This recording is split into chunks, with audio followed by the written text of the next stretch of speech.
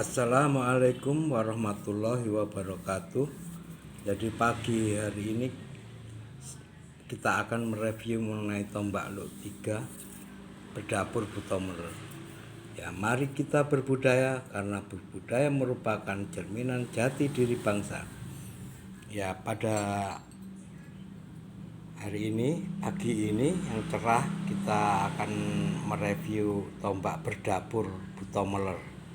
Nah, kalau kita lihat dari ricikan untuk tombak Butomeler adalah tombak dengan Luk 3. Luk 3, jadi kalau kita lihat ini 1, 2, 3, atau dapat saya katakan bahwa untuk mengetahui luk itu kita buat rumusan 2n/1. Jadi kalau ada satu luk, jadi 2 kali 1, berarti n kita anggap 1 tambah 1, jadi luknya 3. Kalau kita perhatikan tombak berdapur Butomeler ini dengan estimasi Tangguh Tuban Mojopahit. Untuk Tangguh estimasi masih kita bisa perdebatkan, mungkin tolong beri komentar untuk barangkali ada pemirsa yang lebih mengetahui. Jadi kalau kita lihat kontur tempa dari besi tombak Butomeler ini sangat bagus. Kita lihat terdapat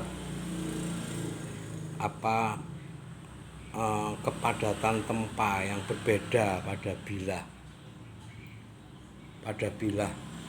sisi, pada kedua sisi bilah dari tombak ini. Kalau kita lihat sebelum diproses mewarangi atau dalam ini masih bilah tombak diputihkan saja, kita lihat apa bentuk kepadatan tempa dari tombak. Nah, ini sangat terlihat jelas. Ada sisi-sisi di mana proses tempa sangat padat yang nantinya kalau diwarangi akan bisa membentuk pamor.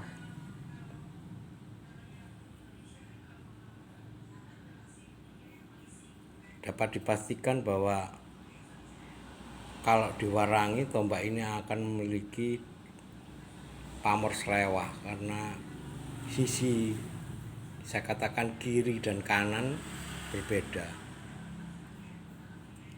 Cuma dari sisi ujung ini juga ada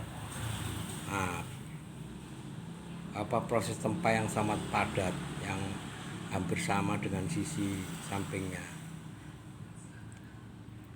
Nah, ini.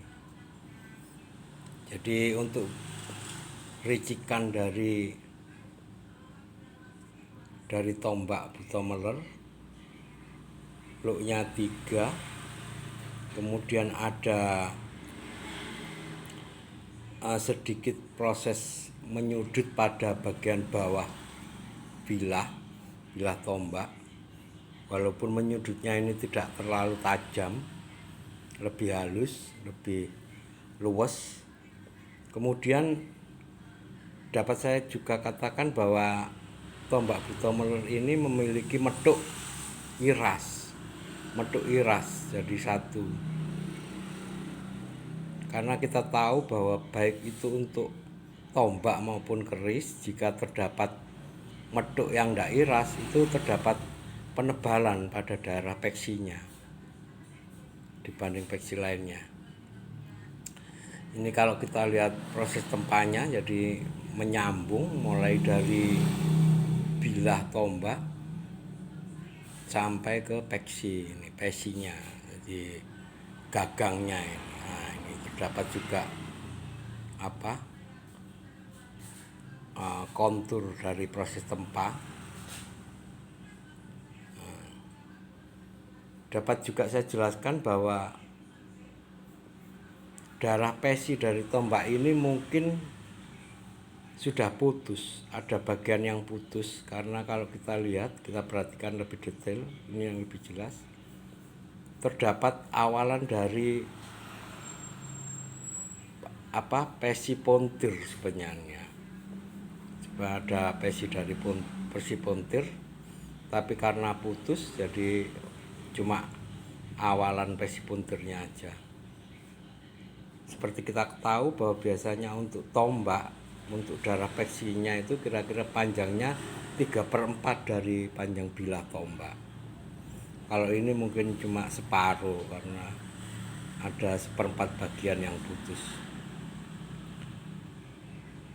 Kalau kita lihat kondisi tombak Luk 3 Buta Moler ini sangat utuh dengan karakter besi yang sangat bagus. Demikian juga terdapat odo-odo di bilah tombak ini, walaupun cukup tipis atau cukup samar, sebenarnya terdapat odo-odo. Kalau keris itu odo-odo namanya, tulangan yang di tengah itu.